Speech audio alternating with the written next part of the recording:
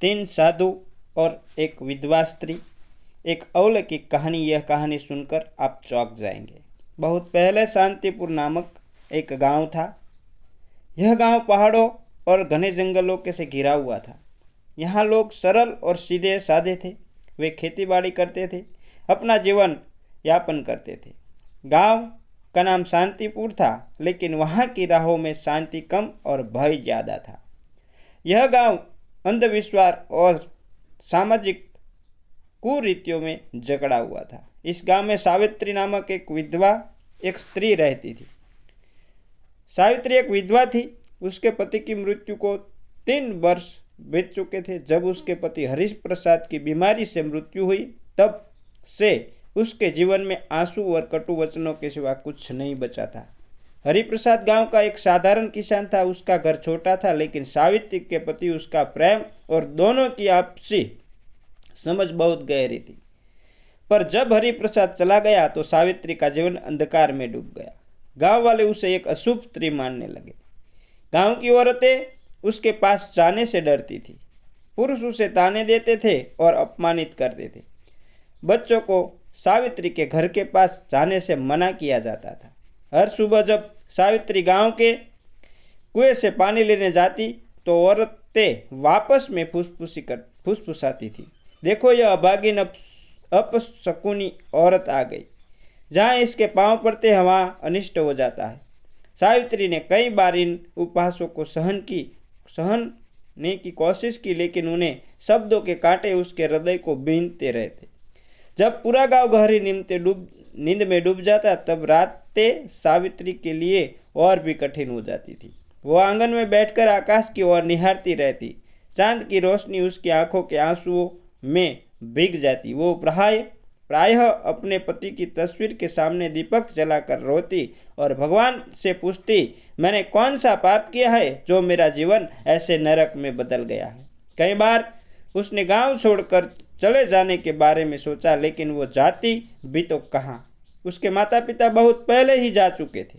एक दिन विधवा का जीवन कितना कठिन होता है, एक विधवा का जीवन कितना कठिन हो सकता है, वह सब समझने लगी थी। एक दिन जब सावित्री अपनी टूटी फूटी कुटिया के बाहर बैठी थी, तब उसने गांव के बाहर की राह पर 3 साधुओं को आते देखा। वे सफ़ेद दाढ़ी वाले गेरुए वस्त्र पहने हुए थे। उनके मुखमंडल पर एक दिव्य तेज था, लेकिन उसकी आंखों में एक अजीब रहस्य था। गांव वाले साधुओं को देखते ही उनके चारों ओर घेरा बना लिया। सभी ने उनके पांव छूकर आशीर्वाद मांगा। गांव के मुखिया ने विनम्रतापूर्वक प्रार्थना की, हे महाराज, कृपया कुछ समय के लिए हमारे गांव में विश्राम लीजिए। आपका आशीर्वाद और ज्ञान हमें बहुत आवश्यक है। साधु गांव में रुकने को तैयार हो गए, लेकिन तभी उनकी दृष्टि सावित्री पर पड़ी। उनमें सबसे बुजुर्ग साधु ने सावित्री को देखकर कहा, यह स्त्री दुख से घिरी है, लेकिन इसके भाग्य में कुछ असाधारण लिखा है। गांव वाले यह सुनकर अवाक रह गए। उन्हें विश्वास नहीं हो रहा था कि वह सावित्री, जिसे वे अभागिन और अपशकुनी मानते थे, उसके भाग्य में कोई विशेष बात हो सकती है। सावित्री खुद भी बहुत आश्चर्यचकित हो गई। उनके मन में प्रश्न उठे, यह साधु कौन है और यह मेरे भाग्य के बारे में ऐसी बात क्यों कर रहे हैं? क्या मेरा जीवन सच में बदल सकता है? तीनों साधु गांव में स्थित एक प्राचीन जीर्ण शीर्ण मंदिर में ठहर गए। यह मंदिर कई वर्षों से निर्जन था, लेकिन साधुओं के जाते ही वहाँ एक अलौकिक शक्ति लौट आई। तीनों साधु सामान्य मनुष्य नहीं थे। उनकी आंखों में एक अलौकिक रहस्य था और उनके वचन में असीम शक्ति। पहले साधु का नाम था ज्ञानानंद। वे आध्यात्मिक ज्ञान के गुरु थे। वे कहते थे, जब तक मनुष्य खुद को नहीं पहचानता, तब तक संसार का कोई भी दुख समाप्त नहीं हो सकता। दूसरे साधु का नाम था कर्मद। वे कर्म के सिद्धांत में विश्वास रखते थे। वे कहते थे, भाग्य से बड़ा केवल कर्म है। यदि किसी के जीवन में अंधकार है तो केवल अपने कर्म के माध्यम से उसे प्रकाश में बदला जा सकता है। तीसरे साधु का नाम था ध्यानानंद। वे ध्यान और उपासना के मार्ग पर चलते थे। वे कहते थे, आत्मा को शांत करके और मन को नियंत्रित करके कोई भी व्यक्ति अपने दुख कष्ट से मुक्ति पा सकता है। गांव वाले प्रतिदिन उस मंदिर में जाकर साधुओं का उपदेश सुनते। सावित्री भी मंदिर के बाहर खड़ी होकर उनकी बातें सुनती, लेकिन गांव वाले उसे अंदर नहीं आना देते। एक दिन जब सभी उपदेश सुन रहे थे, तब सबसे बुजुर्ग साधु ने कहा, हर किसी के जीवन में दुख है, लेकिन केवल वही व्यक्ति अपने भाग्य को बदल सकता है जो अपने भीतर छिपे रहस्य को पहचान सके। सावित्री यह सुनकर विचित्र अनुभव करने लगी। उसने सोचा, क्या मैं अपने दुख कष्टों को दूर कर सकती हूँ? क्या मैं अपने भाग्य को बदल सकती हूँ? रात को जब गांव वाले अपने अपने घर लौट गए, तब सावित्री ने हिम्मत जुटाकर मंदिर के दरवाजे के पास पहुंची। वह झिझक रही थी, क्या सच में वे साधु महात्मा मुझसे मिलना चाहते हैं? मंदिर के भीतर पहुंचते ही तीनों साधुओं ने उसकी ओर देखा। कुछ देर कोई कुछ नहीं बोला। फिर ज्ञानानंद ने कहा, हे पुत्री, क्या तुम हमसे कुछ चाहती हो? सावित्री की आवाज़ कांप उठी। वह कांपते हुए बोली, मुझे कुछ समझ नहीं आता। मैं बस यह जानना चाहती हूँ कि मेरे जीवन में इतना दुख और कष्ट क्यों है? मैंने तो किसी का कोई अहित नहीं किया। तब तीनों साधु मुस्कुराए और बोले, संसार का कोई भी दुख कष्ट बिना कारण नहीं आता। दुख कष्ट बिना कारण नहीं आता।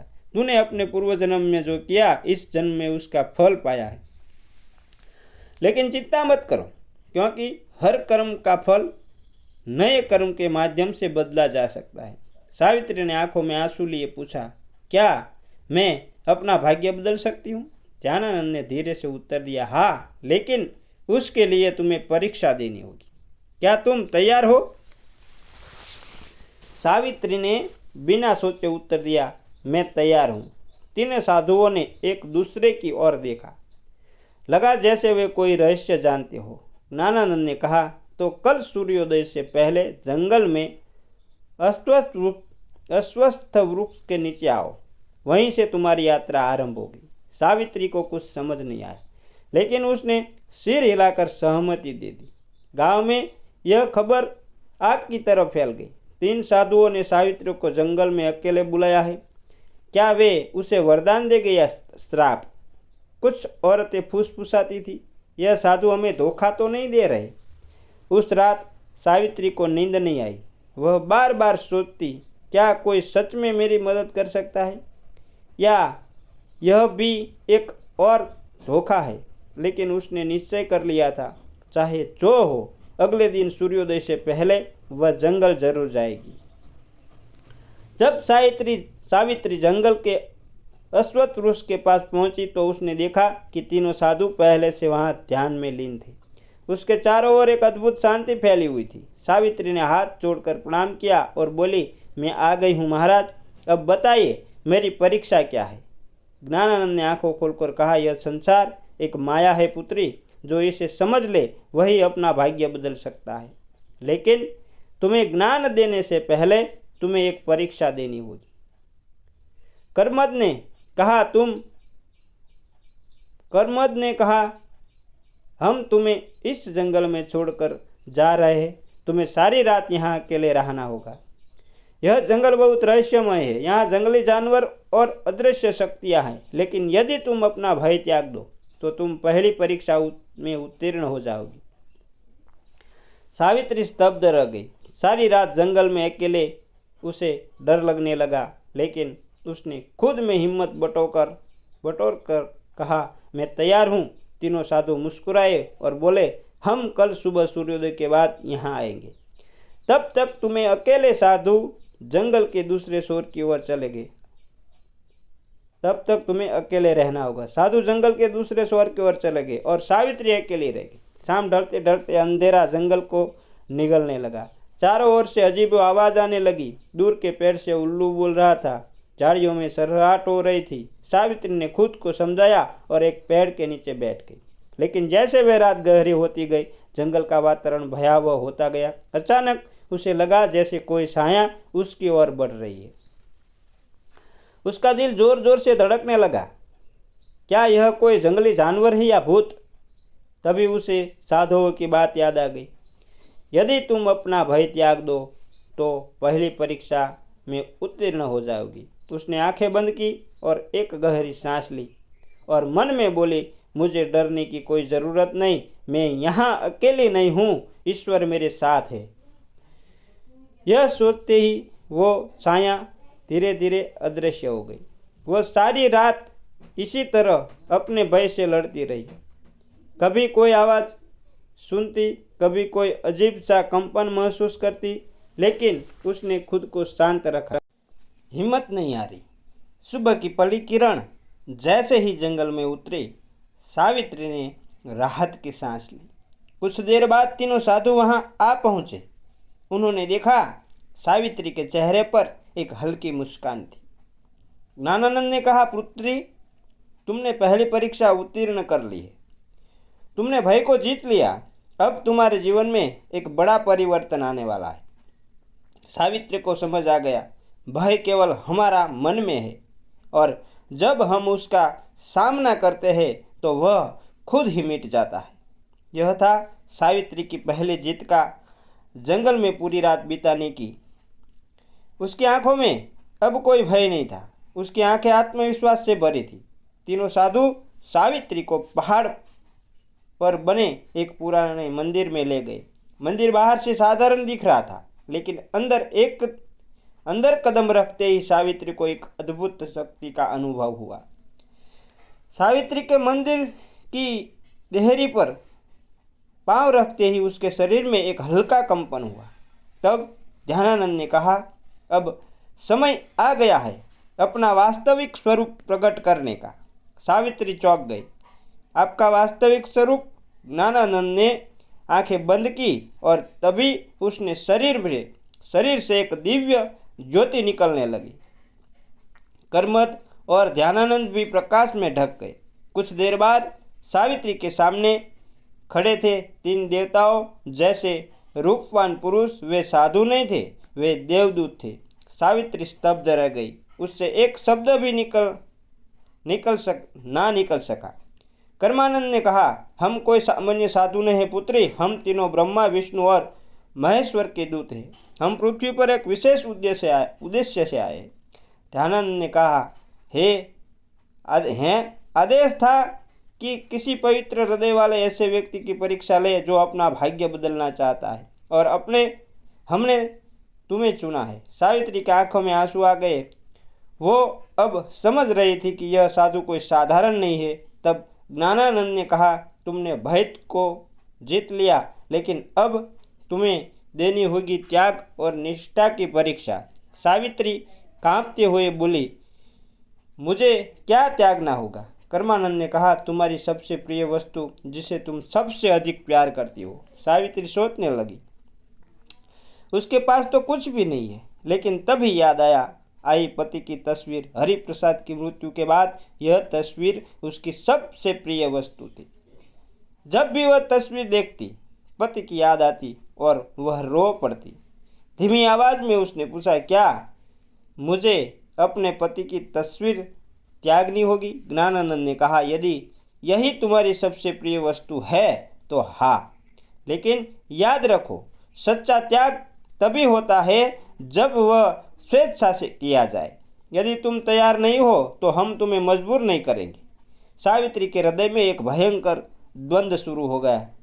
क्या वह अपने पति की तस्वीर त्याग सकती है? इसी तस्वीर से तो उसने खुद को बांध रखा था। इसमें थी उसकी यादें, प्रेम और आंसू। कुछ देर चुप रहने के बाद उसने आंखें बंद करके कहा, यदि मेरे जीवन में परिवर्तन के लिए यह जरूरी है तो मैं तैयार हूँ। तीनों साधु मुस्कुरा उठे। उसने कहा, तो आओ अपनी सबसे प्रिय वस्तु को गांव के तालाब में विसर्जित कर दो। सावित्री गांव लौटी। उसने अपनी कुटिया में जाकर एक पुराने संदूक से तस्वीर निकाली। तस्वीर हाथ में लेकर वह कांपते हुए तालाब की ओर चलने लगी। गांव के लोग कुछ लोग ने उसे यह करते देखा और आपस में बातें करने लगे, यह क्या कर रही है, क्या पागल हो गई है, पति की तस्वीर तालाब में फेंक रही है। लेकिन सावित्री किसी की बात पर ध्यान दिए बिना तस्वीर को जल में विसर्जित कर दिया। तस्वीर को जल में विसर्जित करके ही उसने महसूस हुआ, उसके हृदय का सारा बोझ जैसे पानी में घुलकर बह गया। अब उसे लग रहा था कि पहले से हल्की, निर्मल और मुक्त हो गई थी। जब वह फिर से जंगल के उस मंदिर में लौटी, तीनों साधु वहाँ प्रतीक्षा कर रहे थे। ज्ञानानंद ने कहा, पुत्री, तुमने त्याग की परीक्षा उत्तीर्ण कर ली। तुम उस बंधन से मुक्त हो गए हो जिसने तुम्हें अतीत के अंधकार में जकड़ रखा था। सावित्री को सच में महसूस होने लगा, उसका जीवन बदल रहा था। तब ज्ञानानंद ने कहा, अब तुम्हारी अंतिम और सबसे कठिन परीक्षा शेष है। सावित्री ने सिर झुकाकर कहा, मैं तैयार हूँ महाराज। सावित्री भय और त्याग की परीक्षाएं उत्तीर्ण कर चुकी थी। अब वह पहले से अधिक शक्तिशाली और आत्मविश्वासी महसूस कर रही थी, लेकिन उसे नहीं पता था कि उसकी सबसे कठिन परीक्षा अभी बाकी थी। ज्ञानानंद ने कहा, यह परीक्षा तुम्हारी आत्मा की परीक्षा है। तुम्हें यह साबित करना होगा कि तुम केवल अपने लिए नहीं, दूसरों के लिए भी जी सकती हो। सावित्री ने आश्चर्य से पूछा, मुझे क्या करना होगा? कर्मानंद ने कहा, गांव में एक बुजुर्ग महिला रहती है जिनकी सहायता करने वाला कोई नहीं है। वे बीमार और भूखी है। तुम्हें अपना सारा अनाज और अपनी कुटिया उन्हें दान करनी होगी। फिर तुम्हें जंगल में जाकर 7 दिनों तक अन्न जल त्याग कर ध्यान करना होगा। यह सुनकर सावित्री स्तब्ध हो गई। मुझे अपना घर और खाना छोड़ना होगा और फिर बिना कुछ खाए पिए 7 दिन ध्यान करना होगा। यह परीक्षा बाकी किसी भी परीक्षा से कई अधिक कठिन थी। उसकी कुटिया की छवि मन में उभरी। यही तो उसका आखिरी आसरा था। यदि वह इसे भी छोड़ दे तो जाएगी कहाँ? लेकिन तभी उसे साधुओं की बात याद आई, यदि तुम इस परीक्षा में उत्तीर्ण हो गई तो तुम्हारा जीवन पूरी तरह बदल जाएगा। सावित्री ने अपने मन की आवाज़ सुनी और निर्णय लिया, ठीक है साधु महाराज, मैं यह करने के लिए तैयार हूँ। मैं सब कुछ त्यागने को तैयार हूँ। सावित्री गांव लौटी और अपनी कुटिया उस बुजुर्ग महिला को दे दी। अपना बचा खुचा खाना भी उन्हें दे दिया। गांव वाले यह देखकर हैरान रह गए। यह क्या कर रही है? क्यों सब कुछ छोड़कर जा रही है? लेकिन सावित्री किसी की बात पर ध्यान दिए बिना सीधे जंगल की राह पर चल दी। महिला एक पहला दिन बीता और सावित्री को बहुत भूख लगी, लेकिन उसे अपनी चेतना को विचलित नहीं होने दिया। उसने आंखें बंद करके साधुओं द्वारा दिए गए मंत्रों का जाप करती रही। दूसरे दिन उसे प्यास लगने लगी, लेकिन उसने पानी की चाह को त्याग कर ध्यान जारी रखा। तीसरे दिन उसका शरीर कमजोर होने लगा, लेकिन उसने हार नहीं मानी। चौथे दिन उसे लगा कि वह अब और सहन नहीं कर पाएगी, लेकिन तभी उसे साधुओं की बात याद आई। असली शक्ति शरीर में नहीं, मन में होती है। 5वें और 6वें दिन वो पूरी तरह ध्यान में डूब गई। अब उसे ना भूख महसूस हो रही थी ना प्यास। 7वें दिन जब सूर्योदय हुआ तब एक अद्भुत घटना घटी। सावित्री की आत्मा एक नई शक्ति से भर उठी। उसे लगा जैसे वह कोई साधारण स्त्री नहीं है, बल्कि एक उच्चतर शक्ति से जुड़ गई है। 7वां दिन समाप्त होते ही तीनों साधु उसके सामने प्रकट हुए। ज्ञानानंद ने कहा, पुत्री, तुमने अपनी अंतिम परीक्षा में भी उत्तीर्ण कर ली है। अब तुम एक साधारण विधवा नहीं, बल्कि एक शक्तिशाली आत्मा बन गई हो। कर्मानंद ने कहा, अब तुम्हारे भीतर वह शक्ति है जिससे तुम अपना भाग्य और दूसरों का भाग्य भी बदल सकती हो। ध्यानानंद ने हाथ उठाकर कहा, मैं तुम्हें आशीर्वाद देता हूँ। अब से तुम्हारा जीवन सुख, शांति और सम्मान से परिपूर्ण होगा। सावित्री के चारों ओर एक दिव्य प्रकाश फैल गया। उसने आंखें बंद की। जब आंखें खोली तो वह पहले सी कहीं अधिक शांत, शक्तिशाली और तेजस्वी महसूस कर रही थी। जब वह गांव लौटी तो गांव वाले उसे देखकर हैरान रह गए। अब वह केवल दुखेरी विधवा नहीं थी, उसके चेहरे पर दिव्यता की छाप थी, उसकी आंखों में आत्मविश्वास था। गांव के वे लोग जो पहले उसे घृणा करते थे, अब वही उसके पास आकर उसके पांव छूने लगे। वे रोते हुए बोले, माँ, हमें माफ़ कर दो, हमने तुम्हें अपमानित किया, लेकिन अब हम समझ गए हैं कि तुम कोई साधारण स्त्री नहीं हो। सावित्री ने मुस्कुराते हुए कहा, असली शक्ति बाहर नहीं, हमारे भीतर होती है। जब हम अपने भय और अहंकार को त्याग देते तभी असली शक्ति पाते हैं। गांव वालों ने उसे गांव की सम्मानित महिला घोषित किया। भय पर विजय पाओ, त्याग करना सीखो। जो कहानी अच्छी लगी है तो हमारे चैनल को लाइक और शेयर ज़रूर करना, और जो चैनल पर नए हैं तो चैनल को सब्सक्राइब ज़रूर कर लेना और साथ में बेल आइकन को भी दबा देना। और नए नए वीडियो देखने के लिए आपका पूरा वीडियो देखने के लिए धन्यवाद। जय माता जी मित्रों।